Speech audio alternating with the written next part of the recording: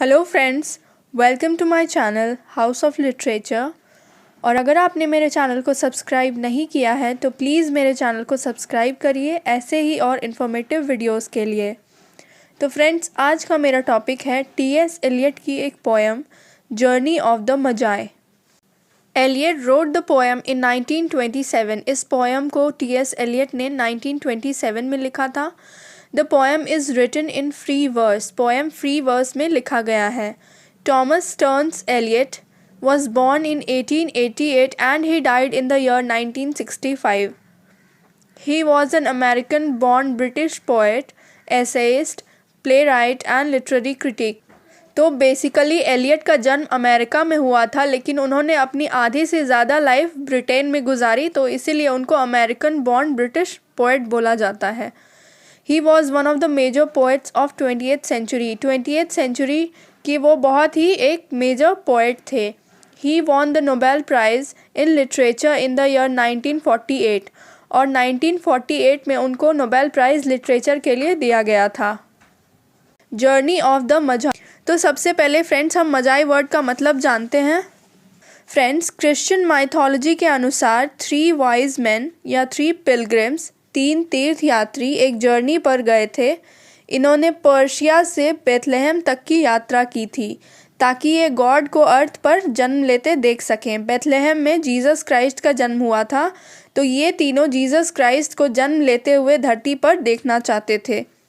इन तीनों wise man ने baby Christ को कुछ ना कुछ गिफ्ट भी किया था। तो फ्रेंड्स, तीनों मजाए में से कोई एक मजाए इस पोएम को नरेट भी करते हैं और इस पोएम के थ्रू हमें पता चलता है कि उनके जर्नी के थ्रू उन्हें क्या क्या परेशानी हुई, किन किन कठिनाइयों का सामना करना पड़ा था।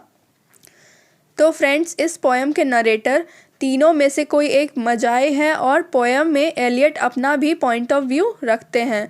इन शॉर्ट, इस पोएम के 2 नरेटर हैं, एक एलियट खुद और दूसरा वन ऑफ द मजाए। अब आते हैं एक्सप्लेनेशन पर। A cold coming we had of it, just the worst time of the year for a journey and such a long journey. तो फ्रेंड्स, ये पोएम एक कोटेशन से शुरू होता है और इसमें ये कहा गया है कि किसी लंबी जर्नी पर या किसी लंबी यात्रा पर जाने के लिए ये साल का सबसे बुरा टाइम था। और ये बुरा टाइम क्यों था, ये हमें आगे पता चलेगा। The ways deep and the weather sharp, the very dead of winter. इसका मतलब है कि ये एक लॉन्ग जर्नी थी और इसके रास्ते बहुत ही ख़राब थे। वेज डीप, रास्ते बहुत ही ख़राब थे और ऊपर से ये जानलेवा ठंड का मौसम था, बहुत ही ठंड पड़ रही थी। एंड द कैमल्स गैल्ड सोर footed refractory lying down in the melting snow. यहाँ पर नरेटर कहते हैं कि हमारे बेथलेहम तक जाने का साधन कैमल्स यानी कि ऊँट थे। यहाँ कैमल से ये लोग बेथलेहम जा रहे थे, लेकिन ठंड और बर्फ़ के कारण कैमल्स के पैर काम नहीं कर रहे थे और वो आगे जाने को तैयार ही नहीं थे और सभी कैमल्स बर्फ़ पर ही लेट जाते हैं। Lying down in the melting snow, सारे बर्फ़ पर ही लेट गए। There were times we regretted. अब सभी को रिग्रेट हो रहा था, यानी सभी को बेथलेहम तक जाने के डिसीजन पर पछतावा हो रहा था, क्योंकि एक तो रास्ते ख़राब थे और ऊपर से ठंड का मौसम था, जिससे कि उन्हें बहुत सारी परेशानियों का सामना करना पड़ रहा था।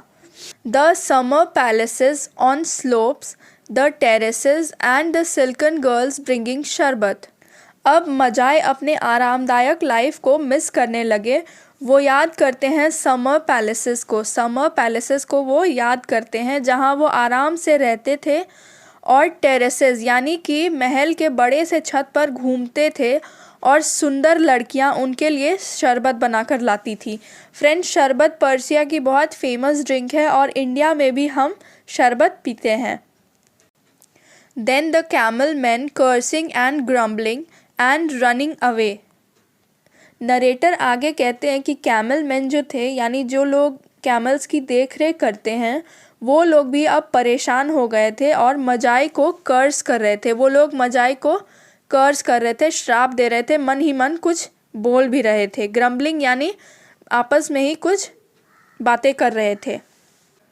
and wanting their liquor and women. कुछ कैमल मैन तो भाग भी जाते हैं और जो बच गए थे वो लोग डिमांड करते हैं शराब की और औरतों की. And the night fires going out and the lack of shelter. तो फ्रेंड्स, आगे इन मजाई की परेशानी और भी बढ़ने वाली है. नरेटर कहते हैं कि रात में जलाने के लिए मशालें भी ख़त्म हो चुकी थी और इनके पास शेल्टर भी नहीं था जहां ये लोग रात बिता सकें आराम से. And the cities hostile and the towns unfriendly and the villages dirty and charging high prices. यहाँ के cities और towns भी hostile हैं यानी उनके विरुद्ध हैं और unfriendly हैं यानी कि ये सारी जगह इनके लिए नई है. ये लोग इस जगह से परिचित नहीं हैं. यहाँ के villages, यहाँ के गांव अनटाइडी हैं, गंदे हैं और यहाँ ठहरने के बदले लोग इनसे हाई प्राइस डिमांड कर रहे हैं, ज़्यादा पैसे मांग रहे हैं. A hard time we had of it. Narrator कहते हैं कि हम लोग बहुत ही मुश्किल से गुजारा कर रहे थे. At the end we prefer to travel all night. और नरेटर कहते हैं कि इतनी सारी चीज़ों से परेशान होकर हमने डिसाइड किया कि रात में भी हम ट्रैवल करेंगे जिससे कि हम जल्दी ही बेथलेहम तक पहुंच जाएं. Sleeping in snatches with the voices singing in our ears saying that this was all folly. इन तीनों ने सोना भी बहुत कम कर दिया. अगर किसी को बहुत ज़्यादा थकान महसूस होती थी तभी वो लोग थोड़ी नींद लेते थे. और जैसे जैसे ये लोग आगे बढ़ रहे थे इन्हें ऐसा फील हो रहा था जैसे इनके कानों में कोई कह रहा था, कोई गाना गा रहा था कि तुमने ये जो इतनी लंबी जर्नी की है ठंड में, ये सारी एक फॉली है. फॉली यानी ये एक बेवकूफ़ी है, ये एक गलती है. Then at dawn we came down to a temperate valley. और सुबह होते होते मजाई बेथलेहम के पास ही एक टेम्परेट वैली पहुंच गए. फ्रेंड, टेम्परेट वैली ऐसी जगह होती है जहां न ज़्यादा ठंड होती है और ना ही ज़्यादा गर्मी होती है. ये लोग सुबह तक बेथलेहम के टेम्परेट वैली तक पहुंच चुके थे. Wet below the snow line smelling of vegetation with a running stream and a water mill beating the darkness and 3 trees on the low sky. इन तीनों को अब वेजिटेशन की स्मेल आने लगी थी यानी ये लोग ऐसी जगह पहुंच चुके थे जहां पेड़ पौधे उगे हुए थे और इस वैली में एक स्ट्रीम भी था यानी पानी की एक धारा वहां बह रही थी. और अब लो स्काई यानी कि होराइजन पर इनको 3 पेड़ दिखते हैं.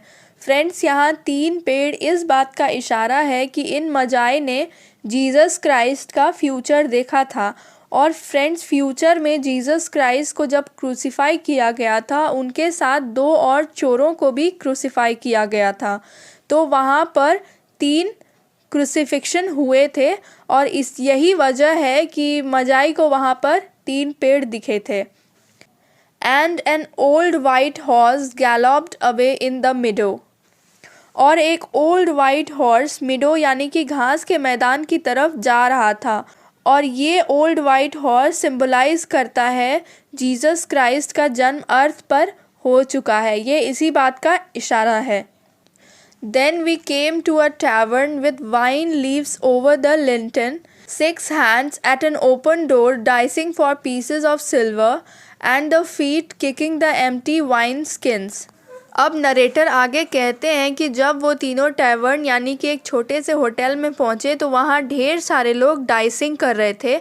और डाइसिंग यानी कि जुआ खेल रहे थे. वो लोग डाइसिंग कर रहे थे चांदी के कुछ सिक्कों के लिए. और वो लोग एम्प्टी वाइन स्किन्स. फ्रेंड, पुराने ज़माने में लोग लिक्विड्स को एनिमल स्किन से बने एक बैग में रखते थे. तो यहाँ पर यही कहा गया है कि लोग खाली वाइन स्किन्स को किक कर रहे थे, पैर से इधर उधर फेंक रहे थे. But there was no information and so we continued and arrived at evening not a moment too soon. Narrator कहते हैं कि हमने उन जुआ खेल रहे लोगों से जीसस क्राइस्ट के जन्म के बारे में पूछा था लेकिन उन लोगों से हमें कुछ भी पता नहीं चला, इसलिए हम वहाँ से आगे बढ़ने लगे और शाम को हम तीनों एक जगह पर पहुँचे. Finding the place it was you may से सेटिस्फैक्ट्री. यहाँ नरेटर कहते हैं कि शाम तक हम उस जगह पर पहुँच गए जहाँ पर जीसस क्राइस्ट का जन्म होने वाला था। और फ्रेंड्स, यहाँ पर यू में से लिखा हुआ है, ये हमें बताता है कि ये तीनों ये सोच रहे थे कि इन्होंने जो इतनी मुश्किल से इतनी दूर आकर इस जगह पर पहुँचे, क्या इन्होंने ये सब करके अच्छा किया, क्या इनके लिए ये सब अच्छा साबित होगा। All this was a long time ago, I remember, and I would do it again, but sat down, this sat down. अब नरेटर उस समय की बात कर रहे हैं जब वो तीनों बेथलेहम गए थे। वो कहते हैं कि मुझे याद है कि ये सारी चीज़ें बहुत साल पहले हो चुकी हैं, और अगर इन्हें इस जर्नी पर जाने का दूसरा मौका मिलेगा तो वो वहाँ जाना पसंद करेंगे। This where we led all that way for birth or death. There was a birth, certainly. Narrator सोचते हैं कि हम सभी को ये जर्नी किस तरफ ले गया, बर्थ की तरफ या फिर डेथ की तरफ। और नरेटर इसका आंसर वो खुद ही करते हैं और ये बताते हैं कि ये जर्नी उन्हें बर्थ की तरफ ले गया और जीसस क्राइस्ट के बर्थ की तरफ ले गया। We had evidence and no doubt I had seen birth and death. Narrator कहते हैं कि हमारे पास एविडेंस है, प्रूफ है कि हमने बर्थ और डेथ दोनों देखा है। But had through they were different. लेकिन इस बार ये दोनों ही अलग थे। This birth was hard and bitter agony for us, like death, our death. Narrator कहते हैं कि ये बर्थ, जीसस क्राइस्ट का बर्थ, हमारे लिए बहुत ही हार्ड, बिटर और एगनी से भरा था। ये ऐसा है जैसे कि हमारा ही डेथ हुआ हो। फ्रेंड्स, यहाँ पर डेथ सिंबलाइज करता है हमारे अंदर के सिंस और बुराई को, जो जीसस क्राइस्ट के जन्म लेते ही हमारे अंदर मर चुका है। यानी हमारे अंदर की बुराई या फिर सिंस जीसस क्राइस्ट के जन्म लेते ही खत्म हो चुका है। यहाँ डेथ का मतलब यही है। We return to our places, these kingdoms, but no longer at ease here in the old dispensation. Narrator कहते हैं कि जर्नी ख़त्म करने के बाद वो लोग अपने महलों में, अपने किंगडम में वापस लौट गए, लेकिन अपने पुराने लाइफस्टाइल में आकर भी उन्हें आराम नहीं था। यानी कि सभी को अपने घर आकर भी राहत नहीं थी। With an alien people clutching their gods, I should be glad of another death. Narrator कहते हैं कि हम लोग अपने नेटिव प्लेस में आकर, नेटिव प्लेस यानी जिस जगह से हम बिलोंग करते हैं, तो यहाँ पर मजाई कहते हैं कि हम अपने नेटिव प्लेस पर आकर भी यहाँ के लोग के लिए एलियन थे। यानी यहाँ पर हमारा कोई नहीं था और यहाँ के लोग अभी भी अपने घिसे पिटे पुराने बातों को, पुराने जीवन जीने के तरीक़ों को पकड़ कर बैठे हैं।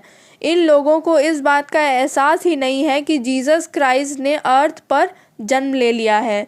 और नरेटर कहते हैं कि ये सब देखने से अच्छा है कि मुझे फिर से डेथ मिल जाए, यानी कि मेरे अंदर के पाप खत्म हो जाएं और मुझे बहुत खुशी होगी इस बात की।